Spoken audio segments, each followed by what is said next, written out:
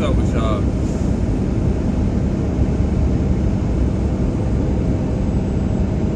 So,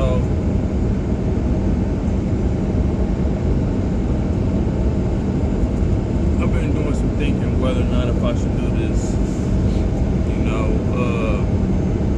little video autobiography about myself. And came to conclusions that why not?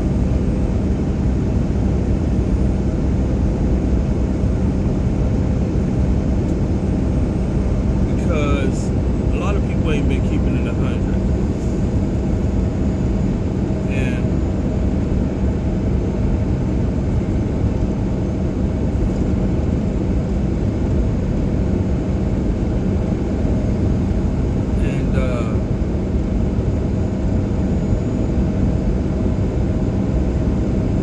Nobody's perfect.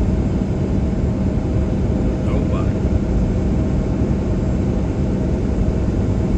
Unless you a miracle baby. And what I mean by a miracle baby is basically Jesus. Unless you Jesus, you're not perfect.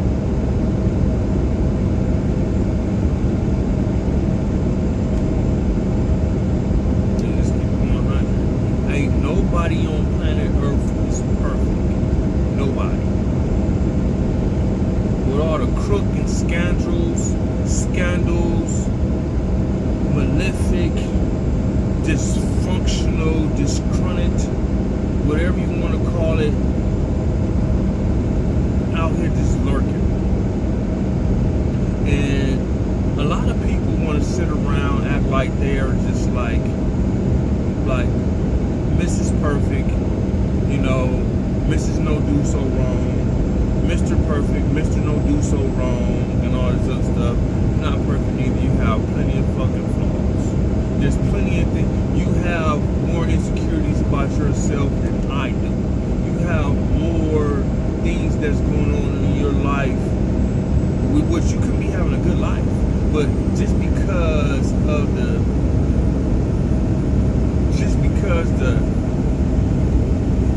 let's put it like this. You got skeletons in your closet just like everybody else, just like I do. Let's keep it a buck, right? And how I look at it is like this. The way that we was raised through our parents, whether if you had parents or a parent, right? The way we was raised with our parent, right? Our guardian, right? Takes a toll on our upbringing. And I say that to say this. I was cut. My mama cut me. My mama cut me not physically, but mentally.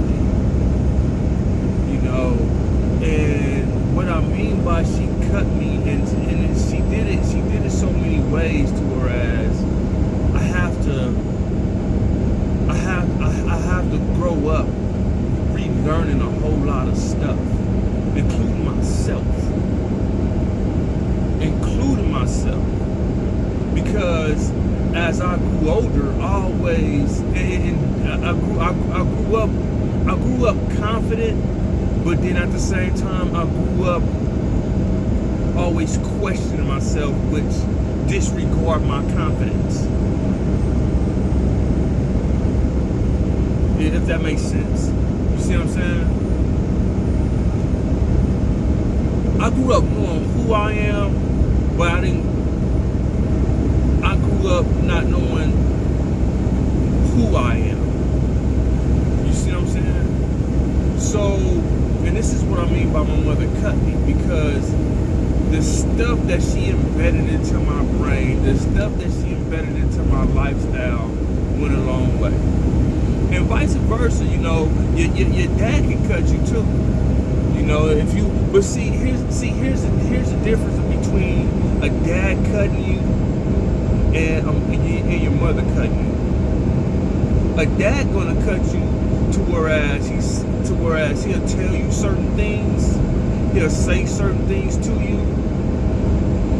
but the things that he tell you is gonna be for you to go ahead and say, now, should I repeat that? Should I do that? You know, am I making the right decisions? Because he only going to tell you once. See, a father love is, and I'm only speaking from experience, I'm only speaking from how I treat my kids, right? Because I got 4 of them, right? How I treat my kids, and then I'm going to go back to the other part, so it doesn't seem like I'm jumping around. So, and at any point I get on a topic and I start off with something and then I say something else, I'm going to define when I say something, what I mean by when I say that other thing, and then go back to the moral of the story. So, what I express to my children is this, right? I don't care what you do in life. That's your life. That's your decisions. You gotta live it. You have to live it, right? But don't do something to whereas I can't get you up out of it. I ain't Mr. Perfect. I ain't Mr. Magical person neither. You see what I'm saying? But whatever you do, you gotta understand to whereas this. If you can't get yourself up out of it, 9 times out of 10, I might not even be able to get you up out of it. So don't do it. Because I'm gonna give you tough love, but I'm gonna love you though. I don't care if we miles away. I'm gonna always love you because you belong. You came from me. You came from my ball sack. See what I'm saying? Now, a mother's love is different. It's more emotional. It's more detrimental, right? It's more mental.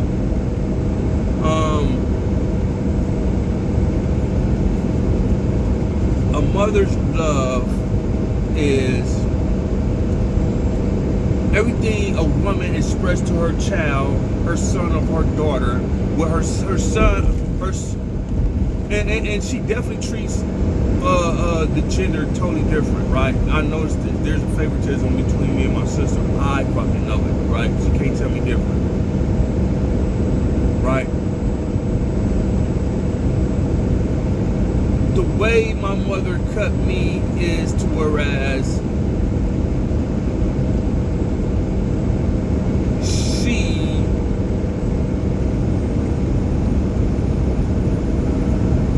she will go ahead and basically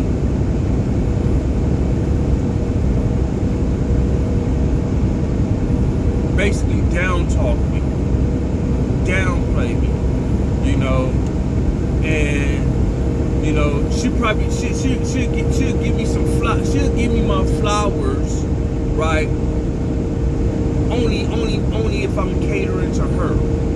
Only if I'm helping her like constantly, then I get flowers. But if that wasn't the case, which was really never, then it's like there's no appreciation towards me. You know, it was always like a damn, why did I have you? You know what I mean? But as a single mother, I will have to say she did the best that she could. She did the best that she could. You know, decision making was terrible. You know, even as a child, I realized a couple of things. Decision making was terrible, but she did the best that she could.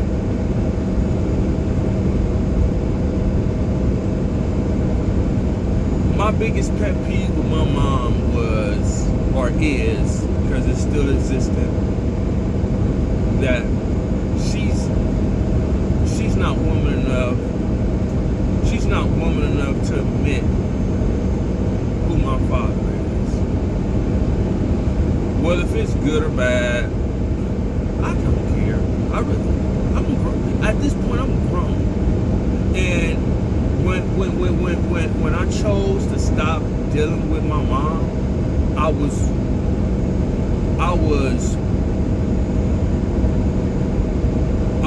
practically up out of her house.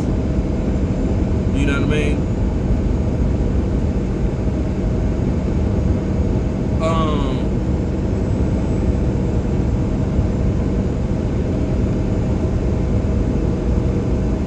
I remember after school, after graduating and everything, I remember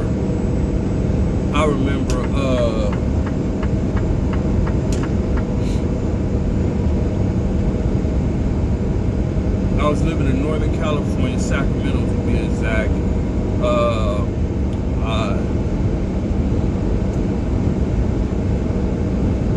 I remember soon I turned 18, and I'm a late bloomer, right? But soon as I turned 18, I remember that I went down to the county building, and I got on general relief or general assistance, whatever you guys call it, right? Basically the county. I didn't mention nothing to her and nobody. I went down there and just did it because I had it up to here dealing with her and the BS, that's all the stuff, the way she cut me. Just put it like that. I was just done with it. You know, I'm done with it. I done had it. You know, she had this spitefulness about herself, and which is probably one of the reasons why I somewhat hold grudges, right? But I forgive, but I never forget. That's my kind of grudge. You know what I'm saying? It's like, yeah, I'm not gonna give you another opportunity to ever do that. Never again. None. I still may see you around, and you know, hey, what's going on? You know what I'm saying? Hey, you know, you want a drink? Okay, cool. I even would buy the drink. You know, hell, shit, I would even buy the meal if I knew you was just want to eat. I'm like, well, shit, come on, let's eat. You know what I'm saying? But you'll never be a part of my circle ever again, ever, never again. Right? So my point is, when I went and applied for GR,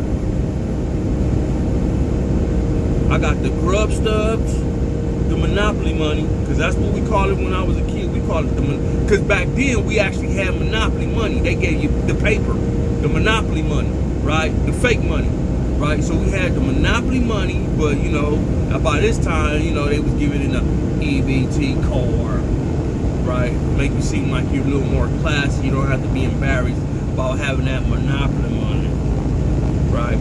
So at any rate, I got on general relief. They gave me my little $222, which, by the way, is the same amount of money I got when I filed for unemployment. They only gave me $222 a week, baby, for 6 months. Shit, you didn't think I best believe I extended that joint. But anyway, we ain't talking about that right now. We talking about me getting up out of my mama's house.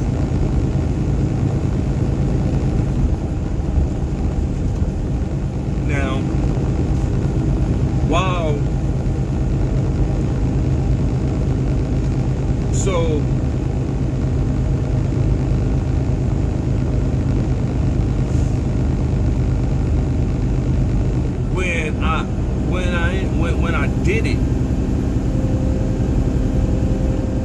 when I did it all, right?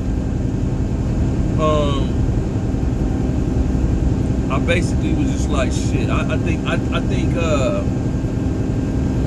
I collected for about, matter of fact, all the way up until the following summer. I believe that's how long I stayed on there. And if I'm not mistaken, I think they cut you off. They cut you off.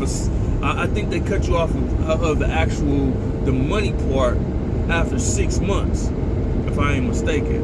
I don't remember. It's been a long time.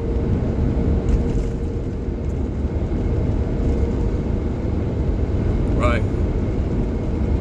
So my point is,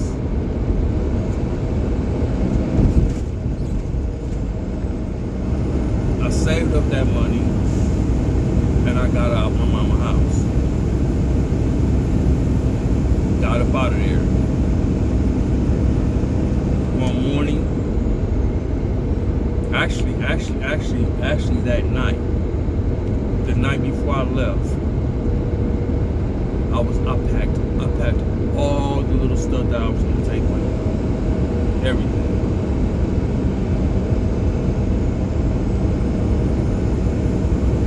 I left my toothbrush because I was just gonna buy me another toothbrush. So I threw my toothbrush away. Stuck it in some bleach. Dropped that shit in the trash can. Took the last little bit of toothpaste we had. Put a new one out there. Took the last little bit of toothpaste and I was bagged up all my stuff.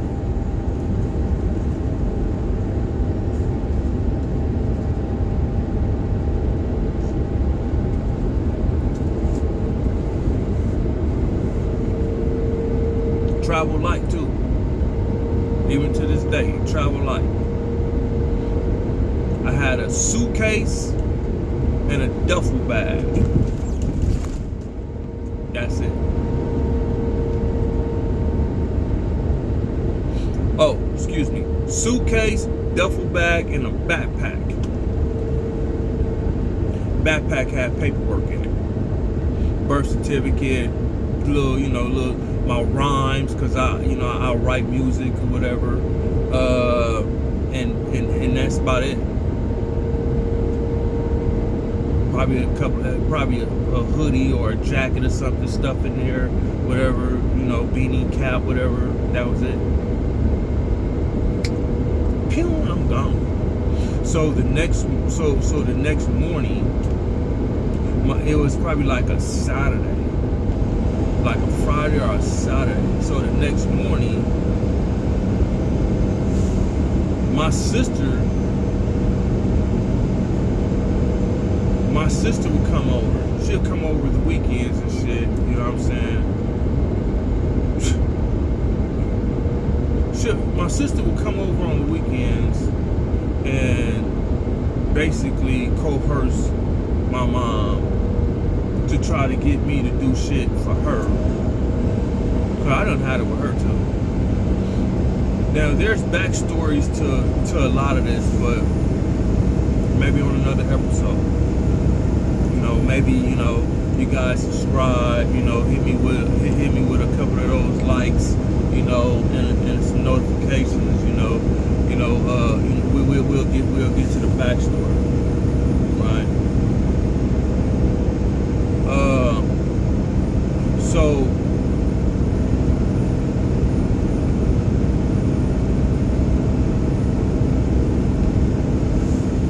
that's sparrow hawk out of him something to eat. So the next morning,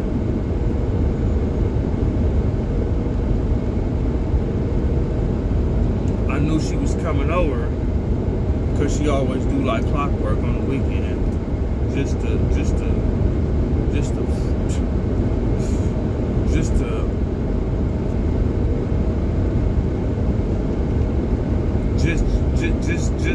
be up to her mischievousness. Cause she was very mischievous. I'm gonna keep it 100.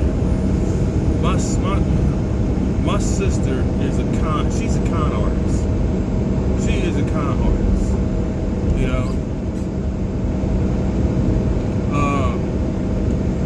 And she's a good one at that too.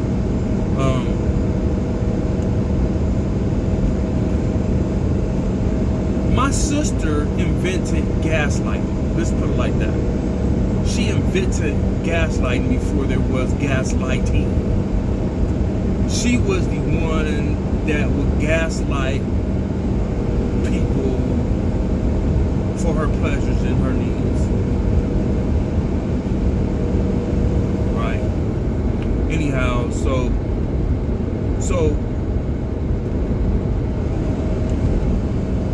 right before my sister came over, I went up in there and I made me some top ramen. Now, mind you, all my stuff was packed. So I go in there and make me some top ramen, right? I eat the top ramen, rinse my little bowl out, you know, and put it in the sink, you know what I'm saying? And my mom started going off with her little BS. Her little BS.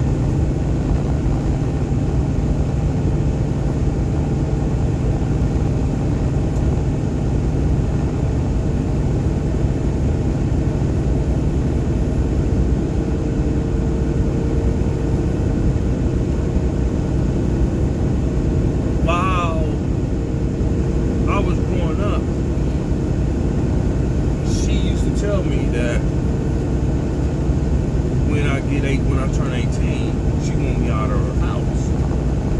So by this, I'm already 18. I'm already damn near 6 months until being a premature adult. You know, so I'm already like, man, I'm out of here anyway. You know what I'm saying? Because how I looked at it was that you show favoritism with my sister, with your daughter, right? You show favoritism between me and her, right? You alter our lives. You alter, when I say our lives, at this time was me and my mom's. You alter our lives because of her. Yet you don't accept those facts, which I know now my mom is more of a narcissist. And when I was younger, I used to read, and I'm not the best speller, but I can read. You know what I'm saying? So I used to pronounce those words too, even if I couldn't read those fucking 13-letter fucking words. I used to like pronounce that shit out, and I used to go to a dictionary because we didn't have Google. I used to go to the dictionary and like read that and like, you know what I'm saying, like, what the hell is that? Like, oh, okay. So I used to read psychology books because what I ended up doing was I went somewhere, I was out somewhere and I was walking about and there was a whole bunch of brand new looking books that they had in a box. And one was sticking out on top, and it was like psychology. So I took that book. It was a college book. I took it. I took 2 other books in there too, but I don't remember the name of them. So I took that book. So I used to read that book in my little spare time, right? So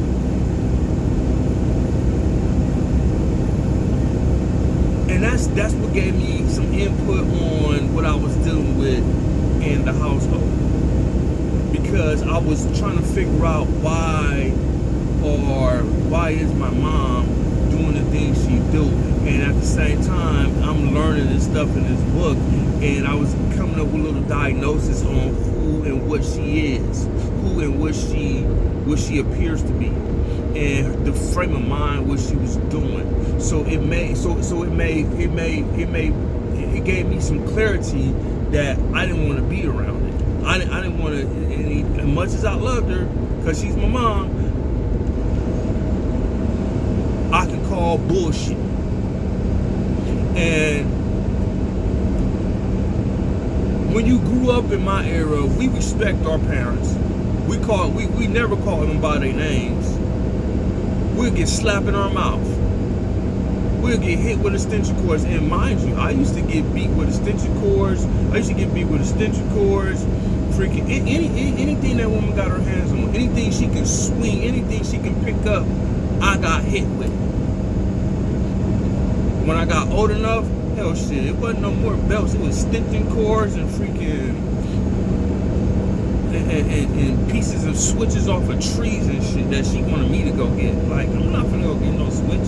So she used to get the fucking extension cord, which is wow. You know what I mean? But anyway, so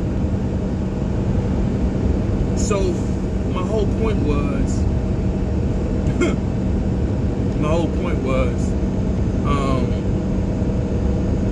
after I made my top ramen, I went in the room, and by this time my sister just got over there. Because while I was eating my top ramen in the room, she appeared. So by the time I go back out there, they sitting on the couch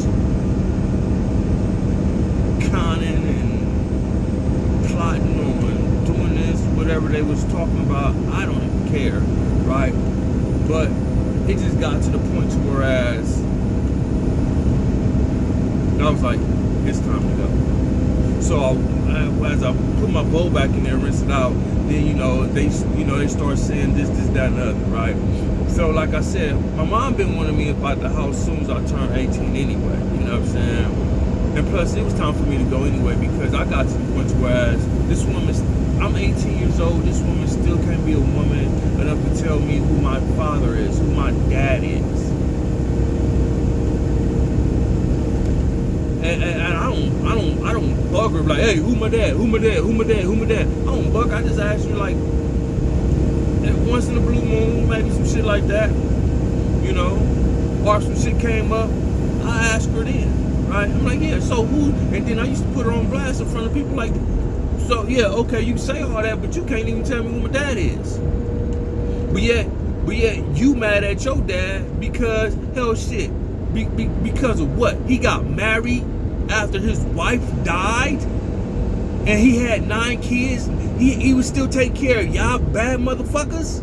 But you can't tell me who my dad is, but you want to be resentful against your own dad, who, by the way, gave you his car to make sure you got around. I'm like, the audacity of that. So, and we can get into that, that story too. But I need to see some likes. I need to see some subscribers down here too, right? Put some comments down there too, throw some questions out there. So my whole point is this. I mean, I'm 27 minutes in, 28 minutes in, and I'm gonna have to edit out some of this shit to shorten it, but none of the good shit. More like pauses, right? So my point is, when I come back out there to put my bowl up, I noticed all this stuff, and like I said, it was time to go. So I just went ahead and went back in my room, got all my stuff, came back out, put it by the couch, which was laying this way. Put it by the couch, right? Because I had to go back in the room and grab something else that I was forgetting. And this is when it hit my mom. She was like, where you going? He said, I'm leaving. She's like, where you going? I'm like, it don't matter. Check it. I'm leaving. And she was trying to get me to stay. Oh, what I do? I'm like, that doesn't matter. Like, none of that matters. I'm not living here no more. I gotta go out and find out. I gotta go out and experience life. I gotta go out on my own and see what life has to offer me. And I left. Grabbed all my stuff and I was walked across the street. My sister was like, what's going on? Why you all this other stuff? I'm like, she even came to the bus stop like, come on, get in the car. I'm like, nah, fuck you. I'm not. She was like, you can come live with me. if his mom, I'm like, nah, go on, get up, go on about your business. I ain't fucking with you neither. Go on. You know, bus came, I jumped on the bus, the transit, the RTD, the rough, tough, and dangerous. Jumped on that bus, put my little money in that joint, and I was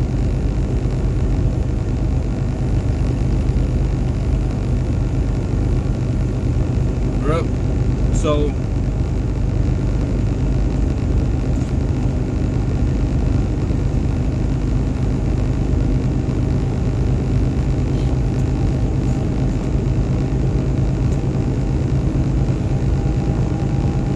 I ended up in Los Angeles. So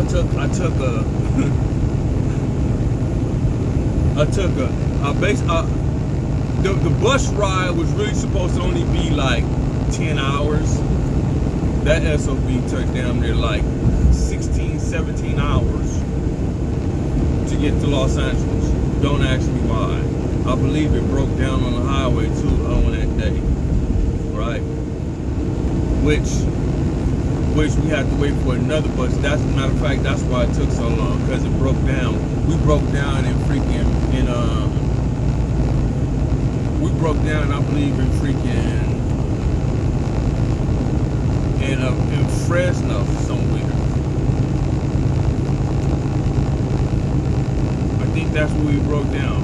No, Bakersfield. We broke down like in Bakersfield. Right there on I-5. No, I think it was 99. I think it was on the 99 side. Anyway, so we broke down, wait for another bus, took hours and shit, you know. Got to Los Angeles.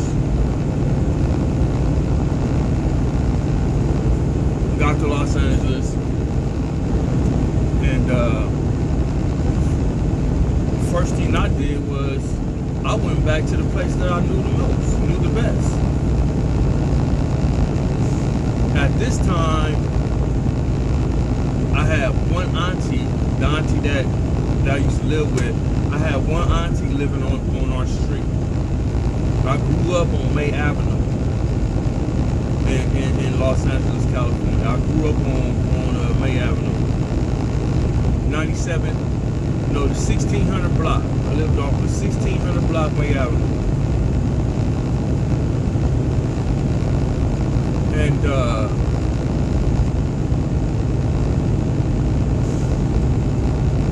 I went to my auntie's house. I got there, knocked on the door, and it was like, "What you doing here?"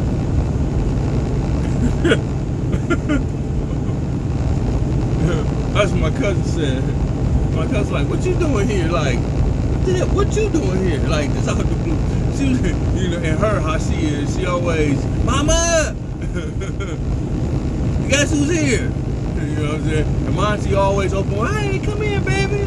You know, because my auntie is like my god. She's really my cousin, but because she's my first cousin, so she's really my cousin, but because it's either, like I said, you young folks have no respect. Have no respect, none. So my auntie is my first cousin because she's older. Like she's like my mama age. Matter of fact, she's older than my mom, right? So, but she's my cousin. She's my first cousin, right? So anyway, so my aunt like, "Hey, babe, come on in." So, you know, of course, which is my auntie, she's also my aunt. She's my cousin. She's my cousin, which I call her my aunt out of respect, but she's also my godparent, right? Right. So anyway, and I found out this later on, of course, when I was living with her. So at any rate, I go over there or whatever,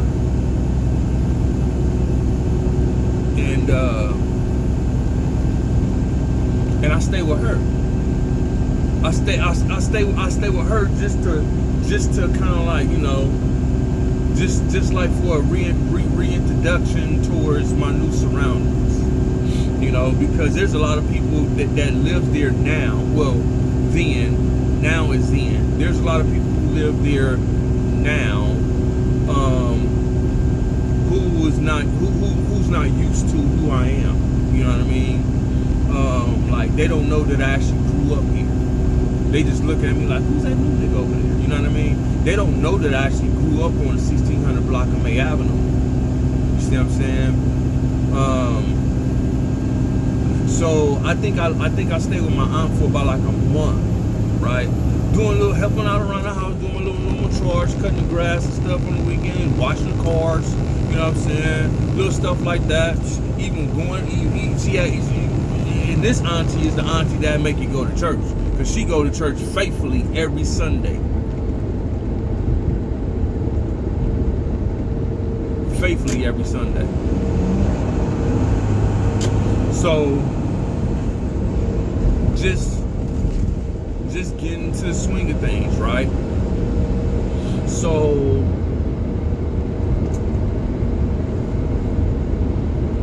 one day, one of the homies I'm out washing the cars, right? And of course they used to always see me. They saw me on the first day when I got back, but you know what I'm saying. And even then it was like oh, you back? They were like, where you going to? You finna go to your auntie house? You know what I'm saying? You know the little combo. You know what I'm saying? Yeah, I'm finna go to the auntie house. You know what I'm saying? Of course, I wasn't trying to be a burden on no one, but I needed a little help.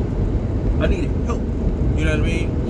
Like I needed to go ahead and basically get a foundation going on. You know what I mean? Because like I said, I was trying to find myself. It's not really find myself. I was trying to get established. And I knew I couldn't get established up there with my mom. I knew that wasn't going to be able to happen. Which I understand a lot of things. So I went ahead and moved down with my auntie, right? I stayed with her for about a month, right?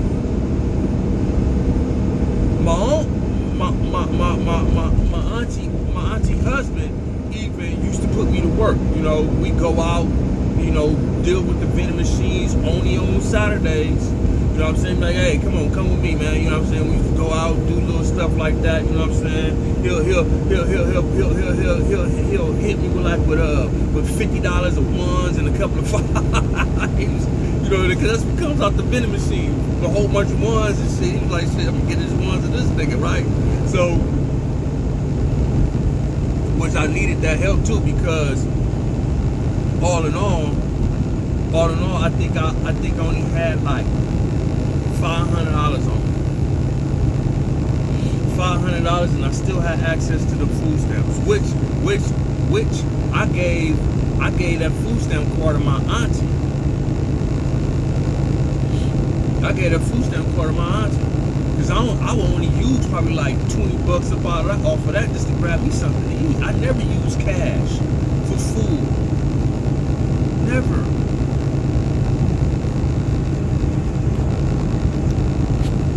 You see what I'm saying? So my point is during this duration,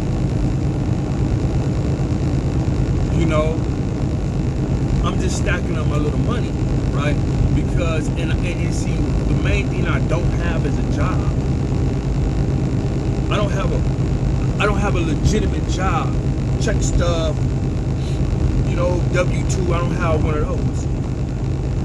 And that's what I needed. I would have needed to have one of those for probably like a good 6 months, maybe a year, before I can go get me an apartment. Unless me and one of the homies, you know, like found something, you know, and put something. And really, to tell you the truth, back then, it was all, and it's still to this day all about who you know, and push little stuff for you, you know what I'm saying, to help you to get to where you need to go.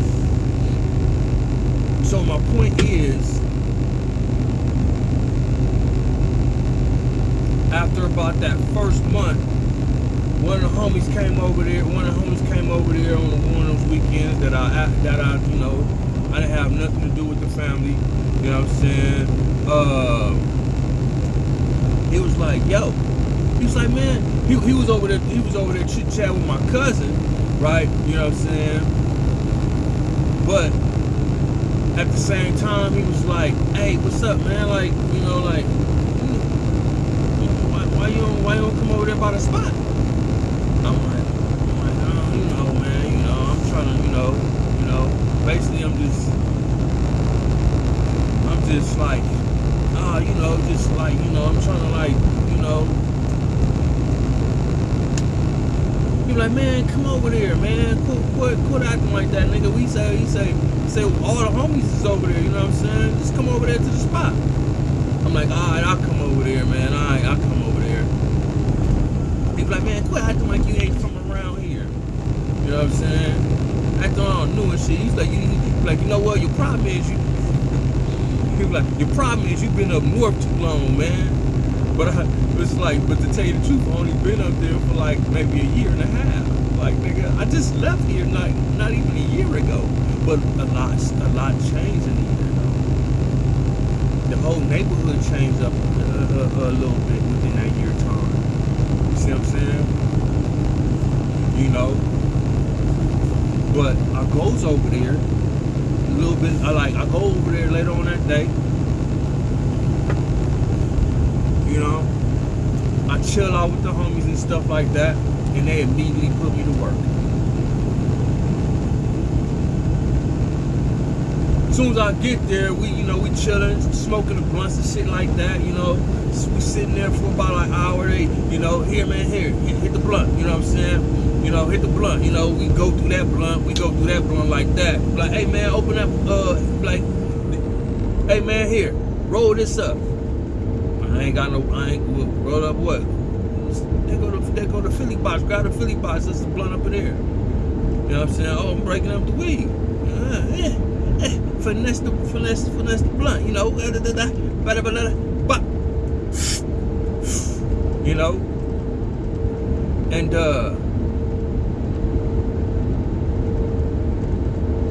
everybody around there call me by my name. You know? And crazy thing about it was that after about like an hour and a half sitting there, you know what I'm saying? It's like a different homie walk through the door damn near every hour on the hour. No exaggeration. The different homie. And we all be posted up inside that one little bedroom spot, you know what I'm saying? Which was, to tell you the truth, mostly living room. You know what I'm saying? A little small kitchen, bedroom, bathroom. We all posted up in that motherfucker for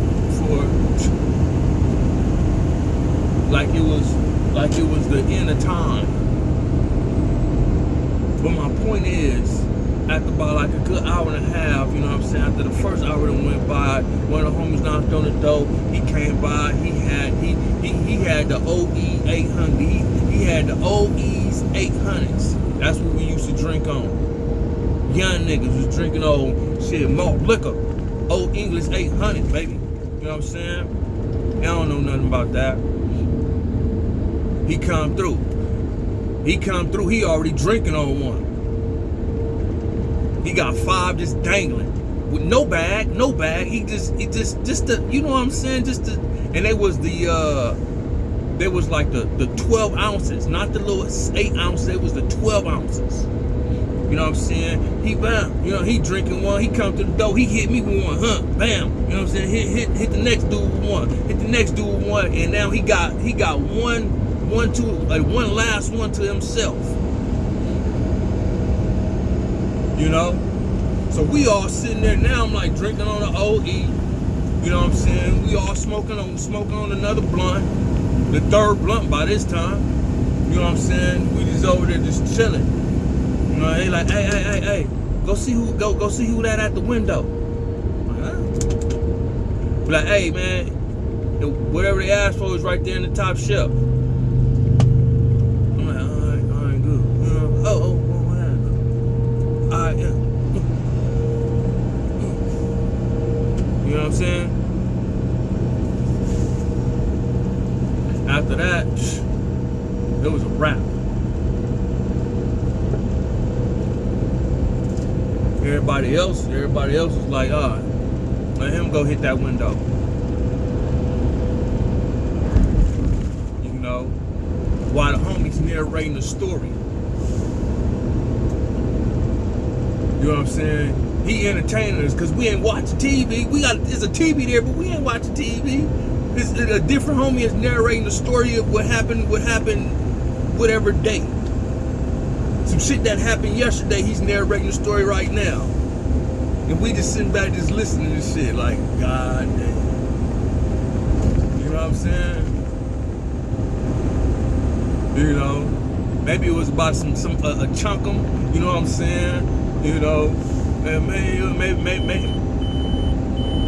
maybe about some gunplay, you know what I'm saying? It was about something. It was about something no good hood rat, you know what I'm saying? Who the other homie ended up slapping the crap out of because he was on some BS. It was something. So at the same time, while he telling the story, he's keeping track on who's coming around, knocking on that. No, you know what I'm saying? And he'll tell the story. He'll be like, hey, go get the window. Somebody finna go to the window.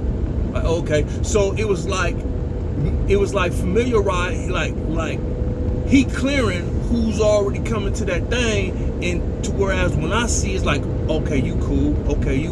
So it's like nobody ever come to the dope. Nobody ever come to the dope. You see what I'm saying? That was my official introduction to the life, to that life. You know what I mean? I was doing my little kid stuff back in the day when I was in junior high. You know what I'm saying? Doing my little kid stuff, and I used to do little stuff in high school. You know what I'm saying? But that was my introduction then, to where I was like, yeah.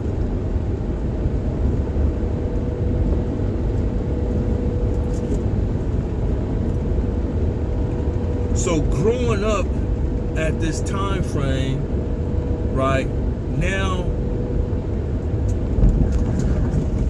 and let me just say this.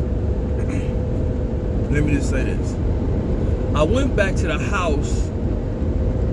The next day, to my auntie house. I went back to the house the next day, and of course, you know, everything was like, I used to go there basically. I used to go there high as a kite. Come through the door high as a kite. Then, as time progresses, I just stopped going over there. I still go there, but I'm only going over there probably like to maybe like change my clothes, jump in the shower, change my clothes, eat. You know what I'm saying? And I was out. I stopped becoming a burden on my auntie like that.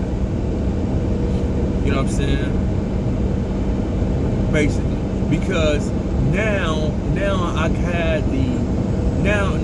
I felt that I had the same opportunity as everyone else who was getting money in my neighborhood, who was being self-efficient in my neighborhood. Now I was accepted in that crowd, because growing up in my neighborhood, you know, like I mentioned on earlier, that I grew up in Compton, but I also grew up in Watts. I'm actually a Watts nigga. You see what I'm saying? But because I'm from Watts, you know what I mean? Like, nigga, where you from? Nigga, not from. You know what I'm saying? But I say all that to say, it was at this time and point, it's more of an exception, you know what I mean? Because now even though I wasn't out there, because growing up, none of my peers, including these guys that I'm talking about now, none of them wanted to see me outside doing what they did. None of them. I was too young, you know. And even though I was from my neighborhood when I grew up in my neighborhood, so even though I'm from my neighborhood from birth, basically, they never wanted me to be out there. So you a lie if you turn around and say some BS like, I was out there banging when I was young and doing this, doing that. Man, you a lie, because don't none of the peers in the neighborhood ever want any of them kids to be running around there, ripping, running, doing nothing with themselves, doing what they doing. You see what I'm saying? Because they out there making money, living a dangerous life. They don't want you doing that. They want you to go to school, become better than them. That's how we are structured. We're structured to want you to go out and do better than us, because we probably still trying to figure it out.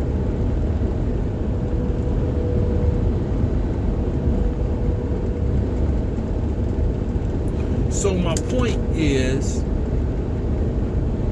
now that I feel more acceptance doing what all my other peers are doing, which, by the way, they only like 4 years. They only a grade higher than me in school. Let's put it like that. You know what I'm saying? A grade or two. You know, no more than 2 grades. Maybe it's probably like 1 or 2 that's like 3 grades higher than me. But that's pretty much my surroundings. And anyway, when I was younger, all I hung around was just older dudes anyway. The same dudes that I'm talking about now, which I'm not saying no names, it's the same dudes that I was introduced into that lifestyle, which is who I am now. So now I'm out here chilling with the homies. Out here chilling with the homies, and it's street life. It's street life.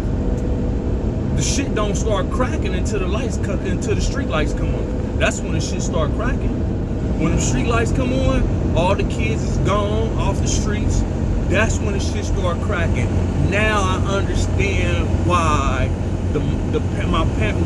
why I used to always have to come in when the street lights came on. Because it's a different world once them street lights come on. But every day, all day, the streets is the same world, but shit happens at different times. Sometimes you got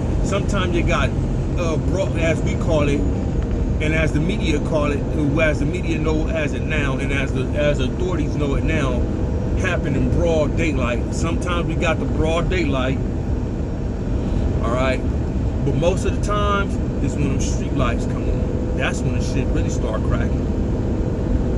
You know what I'm saying? That's when the bitches come out. I mean, they be out. They'll come out, you know what I'm saying, show themselves and shit, you know what I'm saying? But when the street lights come on, she had on, man, you know what? Tawanda had on whoop earlier, didn't she? Yup. When the street lights came on, that bitch had on something different. Something different. I'm trying to tell you, boy, she had on something different. She looked like she put some something in her hair too. Cause that shit is glittery. You know what I'm saying? She did something. But that's when they come out. Cause we out. You know what I'm saying? So that's the lifestyle how I grew up. That's the lifestyle I was introduced to. That's the lifestyle I always been a part of, but just wasn't able to do it because of me being an adolescent. Now that I'm an adult, I'm accepted to everything around. I'm more aware of everything that's going on around me, and of course, you know, making money.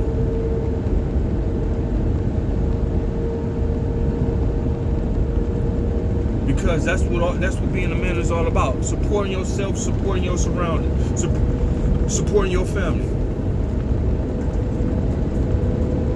That's what it's all about.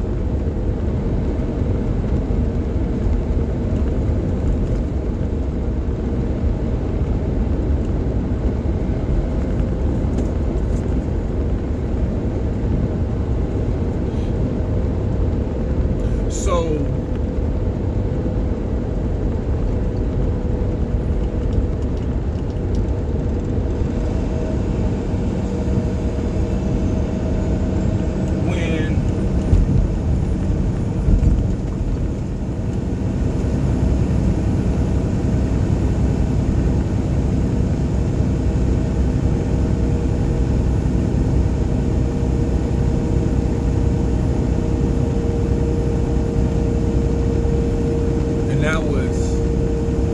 that was me leaving my mama house to become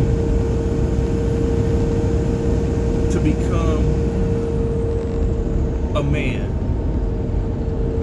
to become a man that's have brothers, to become a man that have siblings that my mom never had, to become independent, to whereas I don't even care who my dad is at this point. I got my other siblings to tell me what's right and what's wrong. Listening to them, being guided by them, because I had no one to guide me. I mean, I did, but I had no one to guide me like my own dad. I didn't have a dad. So my siblings, which are my homeboys, was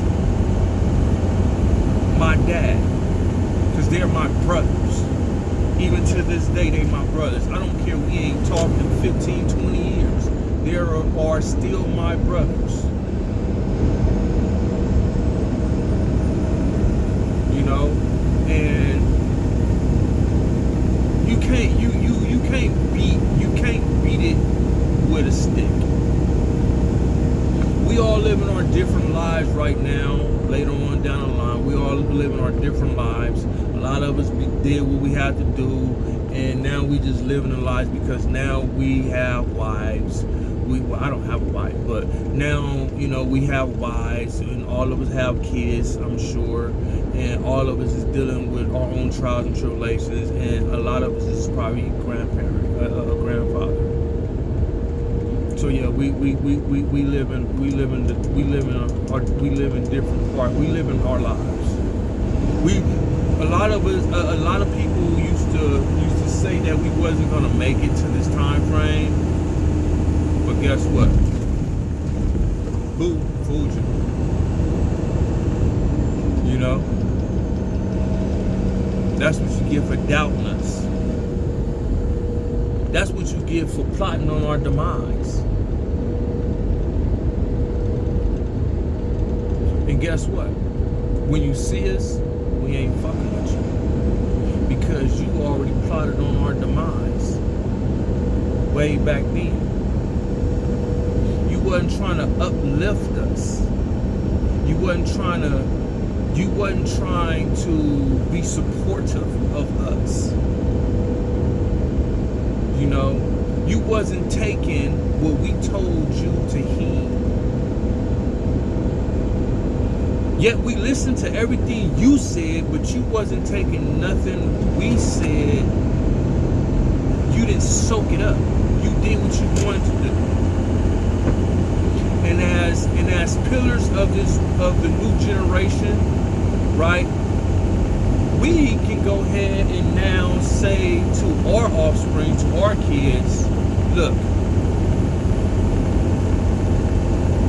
you got it better than how I had it because of me. If I didn't pave this way for you, just like the people before me, my brothers and their brothers and their dads and everybody else, including my own biological dad that I don't know, if they didn't pay their way, we wouldn't be here. If we are not here, you're not here.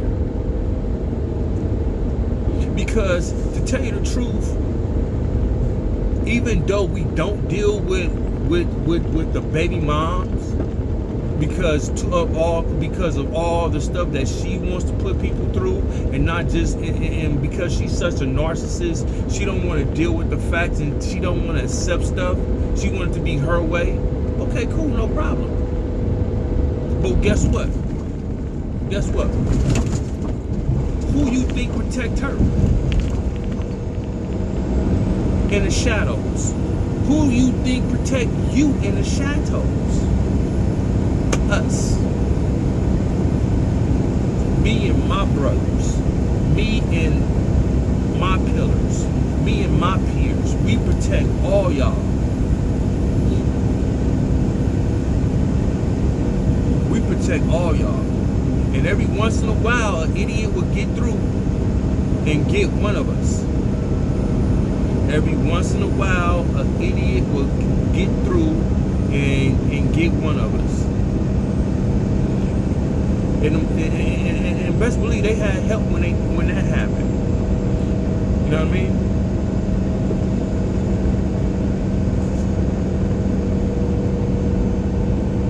But as I was saying, this new generation have no idea. They have no respect. They have no morals.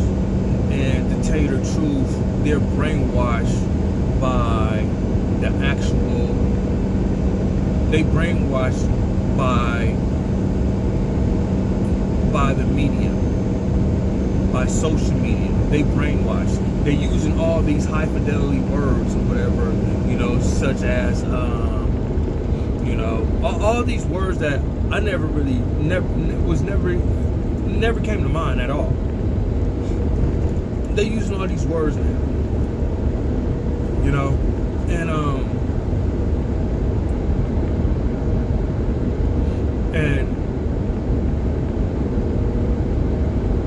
but that's all they are. They just using these words to try to make you feel a certain way, to try to use them against me to make me feel a certain way. But how you gonna make me feel a certain way when I'm the reason why you're here? I'm the reason why you're able to do what you're doing. You can't make me feel nothing. You know why? Because you haven't lived in my shoes. You haven't walked a block of what I've been through.